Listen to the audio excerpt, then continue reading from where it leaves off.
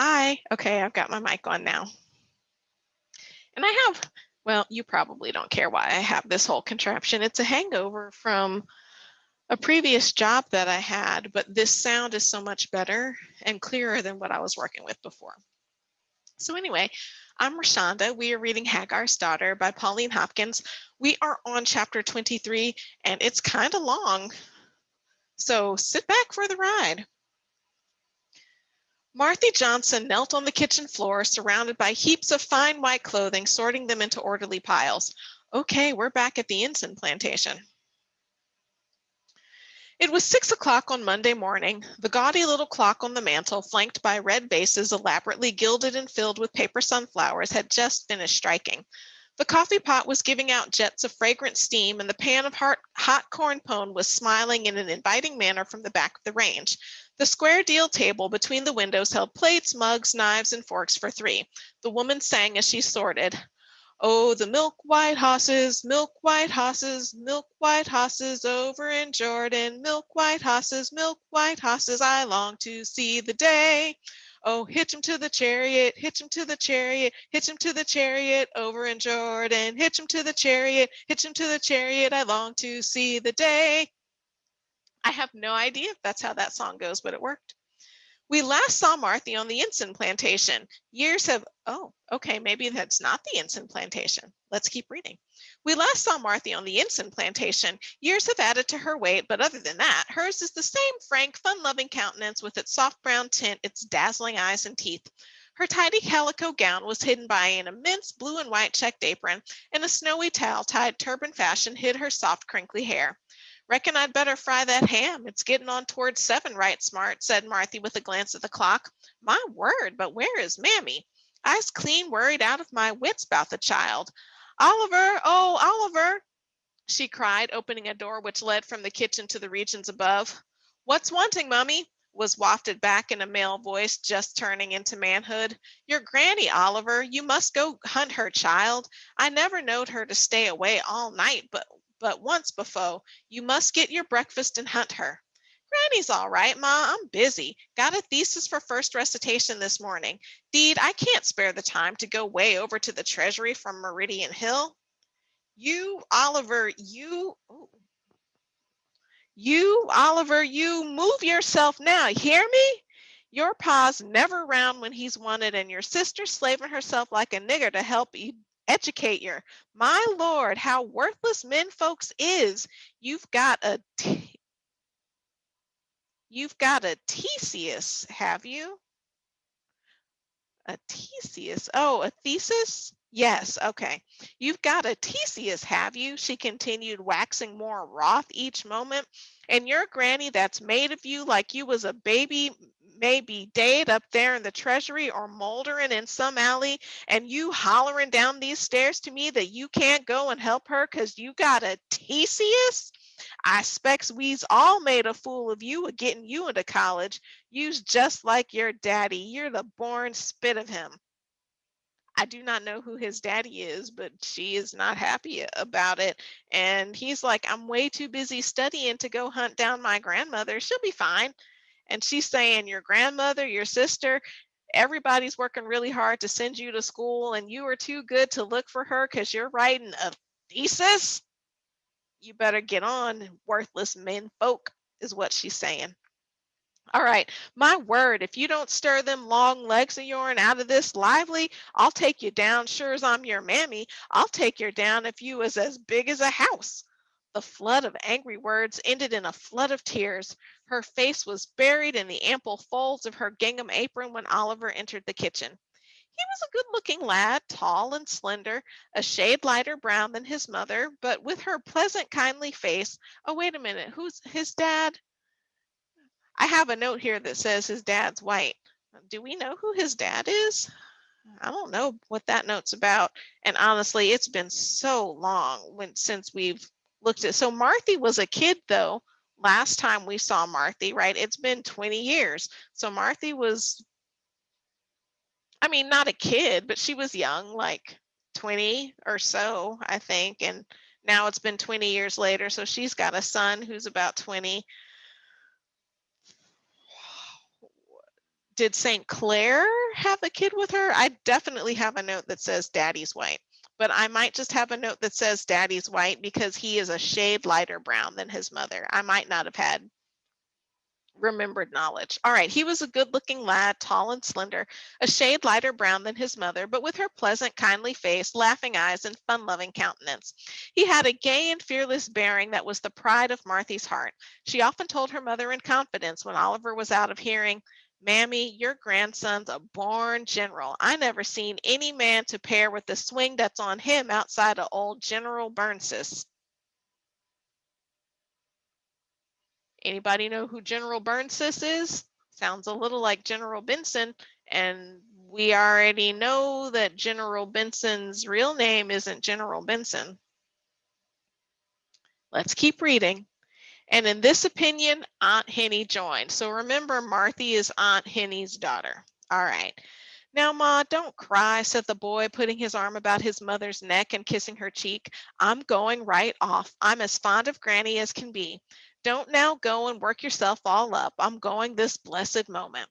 Marthy cried comfortably on the shoulder of her big son and allowed him to coax her into a better frame of mind.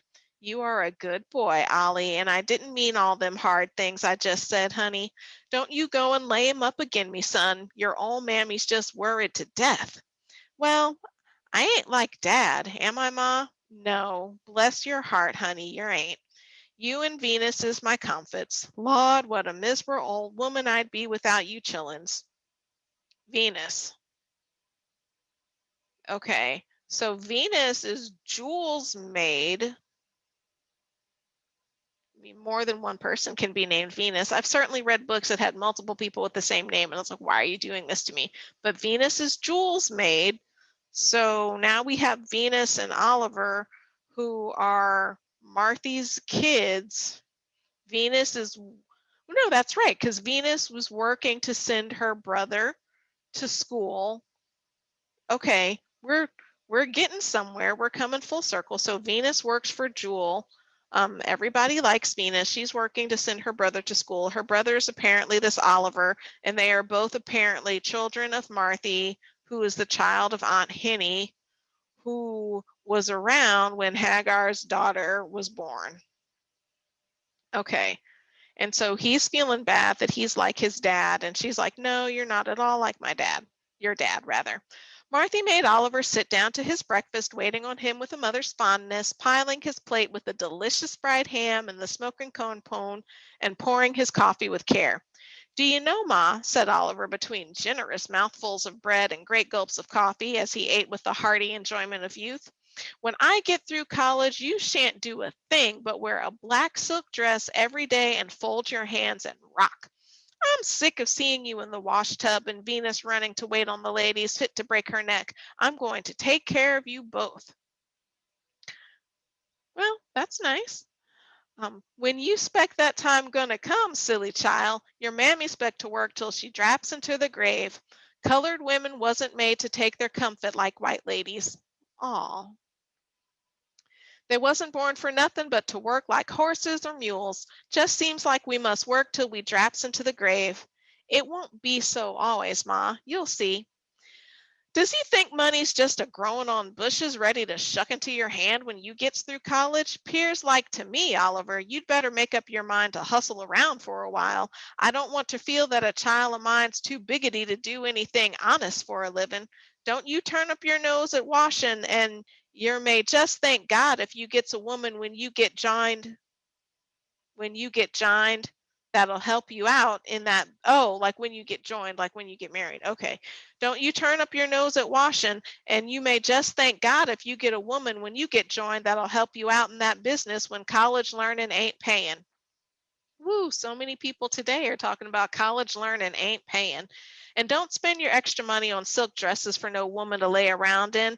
Calico's done me all my life, and I ain't the worst woman in the world neither." She's like, "Look at here, don't buy anybody no black silk dresses. Calico has worked for me my whole life, and it will continue to work."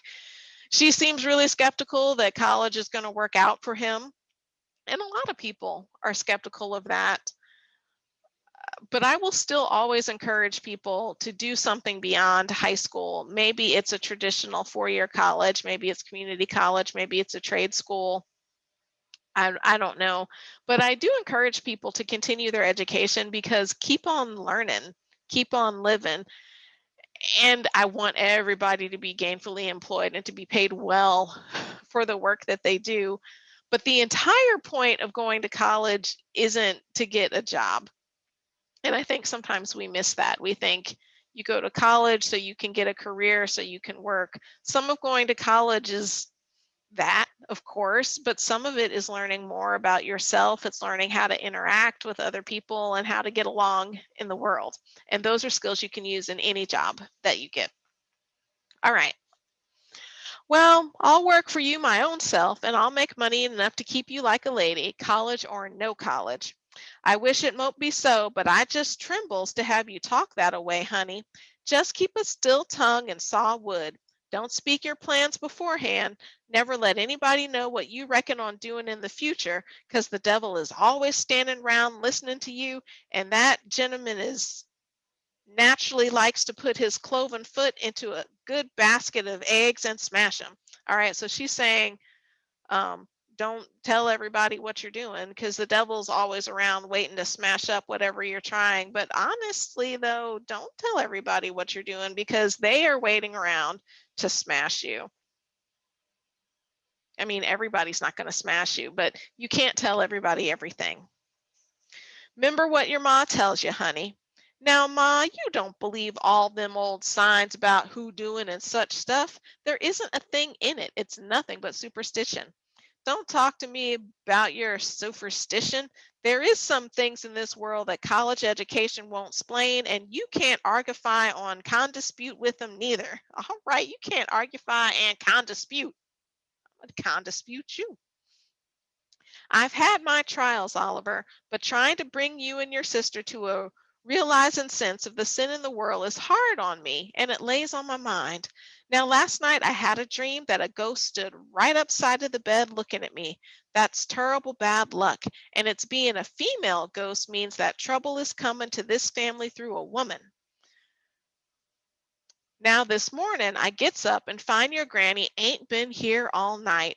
It's borne in on me that something is wrong. Whereabouts did you drop her, honey? And when you picked the clothes up last evening. So where did you leave your grandma when you picked up the clothes last evening? And now we've got two dreams happening. We had Sumner's dream and now we have Marthy's dream. This isn't coincidental. I don't know what to make of it, but we're noting it. The last place we went, Ma, was to Senator Bowen's. Granny went round to the kitchen to talk to Miss Johnson while I went up to Venus. Granny said she was short off for breath, and Miss Johnson gave her a cup of coffee and a cutlet. Granny's fond of chicken cutlets. Okay, so they were last seen at Senator Bowen's house. Aunt Henny is missing. What's her name is dead. We've got a lot of foot.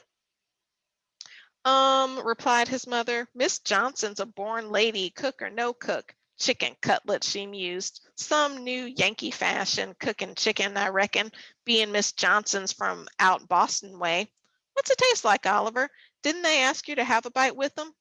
Chicken cutlets are common, Ma, replied Oliver with the indifference of familiarity. Just slap your chicken in egg and breadcrumbs, drop it into hot fat, and there you are. Do you like 'em, son? Inquired his mother, while one could see in the watery look that lurked about the corners of her mouth a determination to try chicken cutlets at the first opportunity. I like 'em fine, Ma. Marthy sighed and then returned to the original subject. What did Granny say when you left her? She said that she'd a right smart turn of washing up and dusting that she'd left over from Saturday afternoon because the clerks were working overtime in one of the departments. I left her at the foot of the steps on the north side. Well, honey, I don't know, said, and Marthy shook her head dubiously. Run along to your pa now and then up to the apartment to find your granny. Deed, God knows I hope the old lady's safe, but I mistrust mighty much, I do. I think you're worrying for nothing, Ma.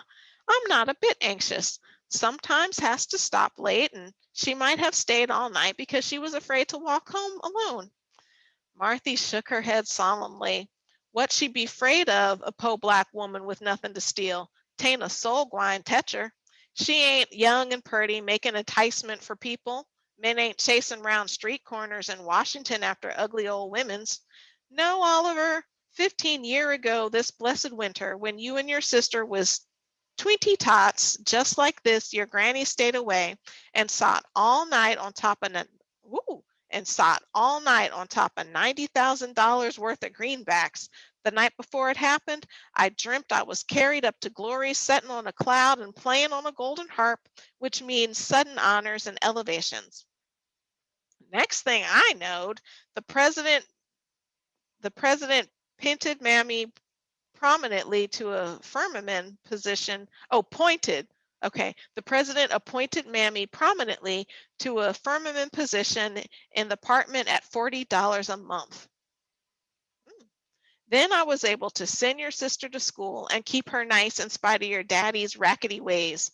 Your granny's helped me powerful. Your pa's money don't mount to a hill of beans in my pocket, but Mammy's kept him straight, and anything happened the old lady, I'd be naturally obliged to give up the ghost. Okay, so she was saying last time Aunt Henny didn't come home, she was sitting on $90,000 worth of greenbacks. I guess she was keeping it safe. And the president appointed her prominently to a permanent, I think it's position in the department at $40 a month. So all of her money is from her mom that she's sending both her kids to school with. And she's like, I gotta find her. Something's up. If you don't find your granny, stop at your pa's, and being as the general's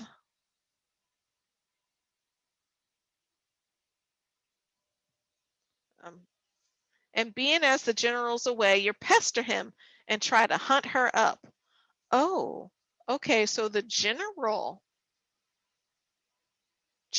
Benson is the dad, at least of Oliver, maybe of Venus.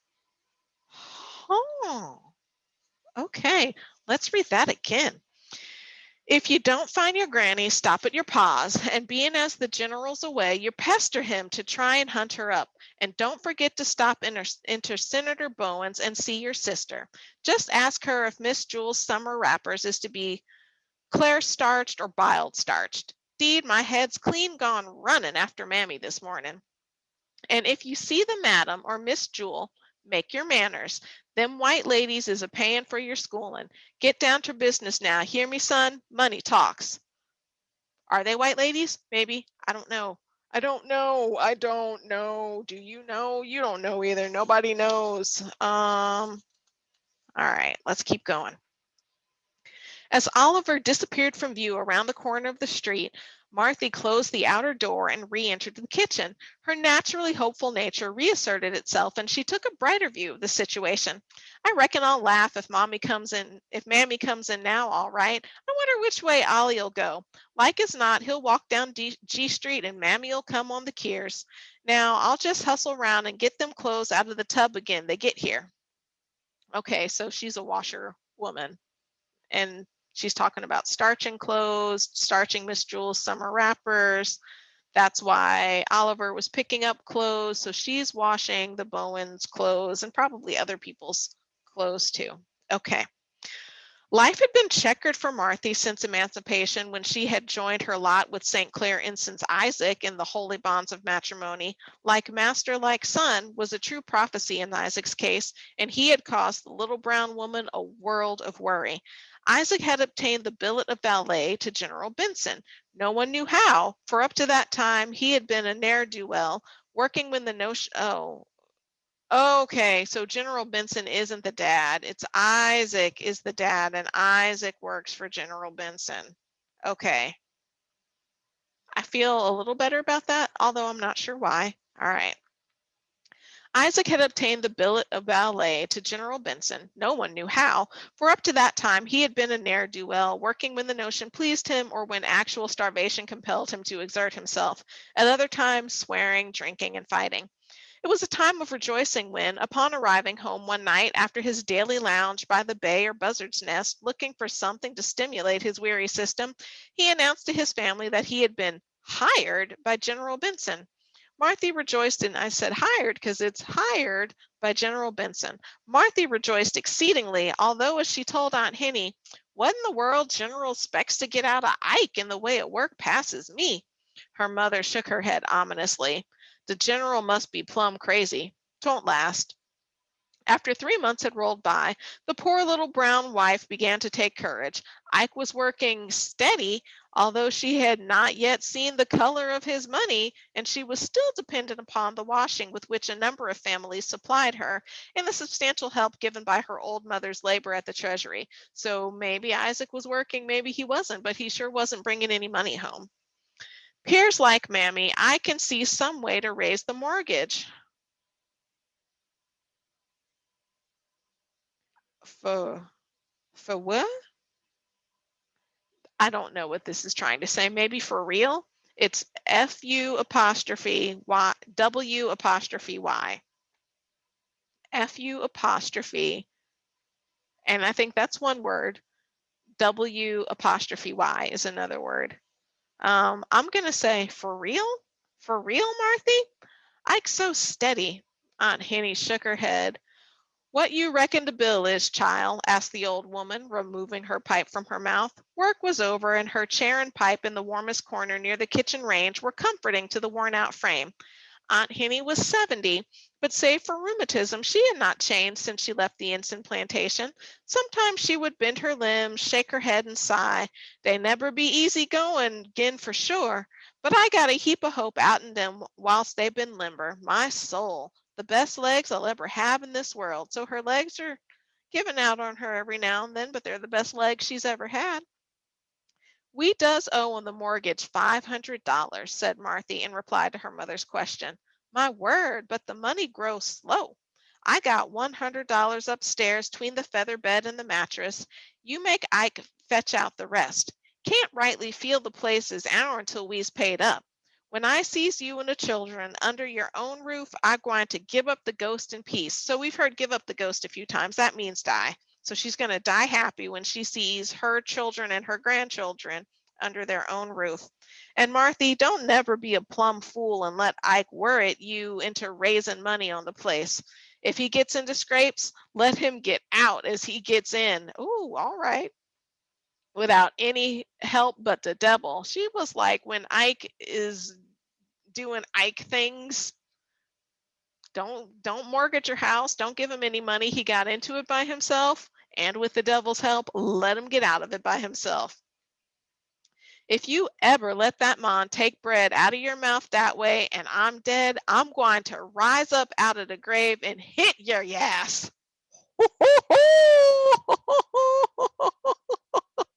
I actually read that wrong with the punctuation, but I thought she was saying hit your ass. But she said, "I'll rise up out of the grave and hit you. Yes, I'll rawhide you just as I used her down on the plantation." So she's saying, "Yeah, I'll hit you." But that wasn't how I read it the first time. Marthy gasped, but heaved a sigh of satisfaction over the thought of the $100. "Well, I's glad as glad about the money, Mammy. And Ike's just got to pony up to the point of that other $400. Huh," grunted Aunt Henny. "I don't trust him. That nigga no leaning post for me. I's gwine call on General Benson myself, and if he'd a right kind of white gentleman, he gwine help me in a spiracy to make Ike raise that money." What do you say to that, Marthy? So if General Benson is the right kind of white gentleman, he will help Aunt Henny in a conspiracy to make Ike raise the money. Cons- Multiple conspiracies are afoot, but tangent conspiracies, intersecting conspiracies, the same conspiracy. I do not know. Pauline Hopkins is keeping me on the edge of my seat. I keep looking at the time and looking at how much we have left. I think we're good to go, though. All right. "I likes it fine," Marthy cried, overjoyed at what she considered a brilliant plan to subjugate the irresponsible Isaac. Shortly after this conversation, Marthy applied to her husband for money. I ain't got no money for you, Marthy, he said in answer to a request. Ain't got no money and you been working steady for months? What's going to come of it, I'd like to know? Isaac scratched his head in perplexity. I 'low to do better by you, Marthy. You's been a good gal to me, and I 'low I ain't done the right thing by you in every way since we were joined. But I's turned over a new leaf. I ain't drawed a red cent of my wages since I went to wait on the general. I just left it in his hands for investment. Oh my goodness. So he's not been getting paid. He's just been letting General Benson invest the money that he's supposed to be getting paid. Oh, at least that's what he's saying. I don't know if that's true. Major Madison and General speculating in mines. They owns the arrowhead and all my wages and all the money General can raise has been put in that gold mine up in the Colorado hills. Um, okay, so you gave all your money that you earned for him to invest in a gold mine. Maybe that'll work out. Maybe it won't. That's crazy risky though. The Lord save us, Ike, then we'll done lose this place, she cried. The mortgage money done come due in June, and Miss Jenkins been mighty kind, but he's bound to foreclose because I hear he want money powerful bad to meet his necessities. Oh, Lord, what is we going to do? She moaned, rocking herself to and fro while the tears streamed down her cheeks. Don't you take on, Marthy, her husband said soothingly. I'll get the money from the general, all right. I know I ain't been a responsible man for you, but I's got human feeling, ain't I? Ain't I proud of my gal and my boy what's into college? What you think I's turned over a new leaf for if it weren't to see them chillins holding up their heads long with the best of the high boggity Washington stockery? The high boggity Washington stockery. So he's saying, I have turned over a new leaf. And what do you think I turned over a new leaf for if not for my children to hold their heads up high with the other people in Washington? He's like, I'm going to make this right. But I do like the phrase high biggity Washington stocracy. Their daddy's gwine to make 'em rich, and when you and me is moldering to clay, them children's gwine to be eating chicken and a setting on their own front doorsteps, just like the president. So he's saying even after we're dead, our kids are going to be owning their own houses, eating their own chicken on their own front doorsteps, just like the president. I don't trust no white man. Remember all that money went up in the Freedmen's Bank, don't you? I don't guess he'd be slow making a profit out in your keeping your wages. Plenty gentlemen do it for you, could bat your eye. You too harsh, Marthy. The general and the major been mighty fine to your husband, gal. Don't you worry, that money's safe. Mm. I suspicion him just the same. I suspicion him too, replied his wife sullenly. The major do be under some repetition as a bad character, but the general's all right. There's heap of his paw on him. Huh, you know the general's paw? He continued in a musing voice. There never was a better man than old Massa, and I ought to know. Laws, the times me and young Massa had together. Bar hunts and gambling bouts and shooting and riding. He going so fast I scarcely could keep up to him. We been like brothers. All his clothes fits me perfect. Our size is just the same as ever. Okay, so wait a minute. So Isaac was with St. Clair, right? And he's clearly still looking up to St. Clair. And he says the general is just like his pa. What? Is St. Clair his dad? What? Did you follow that? I am not sure I followed that accurately. How did you understand it? Did you understand it the way I understood it? Um, okay, Isaac is still talking. And during the war, I just picked him twice out in the enemy's hands. My sakes, them was spurious times. You, Isaac, what in the land you talking about? Is you gone crazy? Them remarks of yourn is suddenly curious. Isaac started to his feet and there was a guilty look on his face. What was I saying, Martha? What was I saying, Marthy? Claire for it, my thoughts was miles away from here. Do hush. If I didn't know your age, Isaac Johnson, I'd think you gone dotty. I Claire for it. I hope you ain't gone to have soften of the brains from drinking all Sam Smith's bad rum over to Buzzard's Nest. I hearn tell of such happenings, but I pray the Lord not to pile that tribulation on top of me. So Marthy's like, what are you Marthy was like, what are you talking about? So I'm glad it wasn't just me who was like, what are you talking about? What is happening? But just because we don't understand it doesn't mean he was inaccurate in what he was saying. So she's like, "You've been drinking too much over at Buzzard's Nest and it's making you crazy?" Mm. And she was like, "I pray the Lord that this ain't happening on top of everything else." Woo. After this occurrence, Aunt Henny sought General Benson's presence. Oh, okay. This is still talking about what had happened back before Aunt Henny disappeared. Okay. After this occurrence, Aunt Henny sought General Benson's presence as the only hope of getting money out of Isaac. From this interview, the old woman returned with a look of terror and consternation on her face. When questioned by Marthy as to the outcome of the interview, she would say nothing of her success, only repeating the words, "I see the ghost. Lord, my days is done." Ooh, who was the ghost she saw? Was it Hagar? Was it her daughter? Who was the ghost? Marthy went heavily about her work and as spring approached, but for her children she would have given up the unequal struggle. Just at the darkest hour, the Bowens had become interested in Venus and Oliver, and soon the little brown mother had felt a revival of hope in her breast as she planned to make bold and go herself to Miss Jewel and ask the dear young lady to intercede with the senator and get him to take up the hateful mortgage. After Oliver left the house, his mother rubbed away industriously, and under her skillful fingers, the delicate clothing was soon floating like snow capped billows in tubs and boilers. When noon was signaled from the observatory upon the hill, spotless garments waved in the keen air from every line in the large drying yard at the rear of the cottage. Claire for it, Oliver's missed his school, and Mammy ain't come yet. Half distracted with terror and fearing the worst, Marthy sat down in the midst of her disordered kitchen and sobbed aloud. Suddenly, she heard the click of the little gate.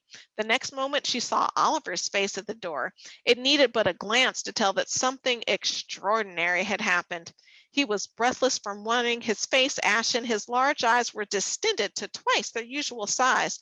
"Oh, Ma, there's been a murder up in the treasury." "Don't tell me it's your granny," shrieked his mother. "No'm, 'tain't Granny. It's a young lady, and Mr. Sumner, that was Miss Jewel's beau, is arrested, and Granny ain't been seen nowhere since she went into the building last night. Pa'll be home after he's been to the station to notify the police about Granny, and Venus can't leave Miss Jewel, she's taking on so. Oh, your poor Granny, Oliver. I just can't bear up under this. Oh, where's my mammy? Good Lord, where's she at?" Well, that's a dramatic ending for a chapter. And that was chapter 23 of Hagar's Daughter by Pauline Hopkins. Until next time.